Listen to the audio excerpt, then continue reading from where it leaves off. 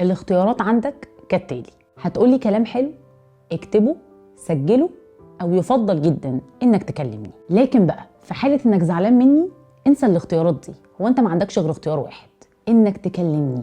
انسى الكتابه في حاله الزعل. الكتابه والناس زعلانه من بعض كفيله جدا انها تدمر اي علاقه انسانيه. زعلان كلمني، اسمع صوتك، احس بالويفز كده وابقى قادره اترجم الزعل ده جاي ليه. هل جواه كده انك بتتبغدد وعايز يا دوب كلمه وتجر ناعم، ولا هو زعل حقيقي ومحتاج مني ان انا اقف قدام نفسي واشوف انا غلطت في ايه؟ لكن ما تسيبنيش بقى اسرح بخيالي مع النقطه اللي ما اتكتبتش والفصله اللي اتكتبت غلط، او ان المسج يكون فيها كلمه رجعت نفسك فيها فمسحتها فشفتها انها ديليت اصلا، او بقى زربيح الكلام الدبل مينينج اللي طول ما هو مكتوب انت تقدر تحمله اكتر من معنى، لكن لو سمعته هتبقى قادر تستوعب مدلول الكلمه بالظبط. انا متاكده حقيقي ان ده شيء بيستفز ناس كتير وانا منهم. انا من انصار ان الناس اصلا تكلم بعض لو في اي حاجه سواء حلوه او وحشه، ان الكلام دايما بيوصل المشاعر والاحاسيس بشكل اقوى. وعلى راي جبران خليل جبران، بين منطوق لم يقصد ومقصود لم ينطق ضاعت الكثير من المحبه. اللي احنا بنقوله بالبلدي كده سوء التفاهم، حصل لبس، بلاش نعرض نفسنا للمساحه دي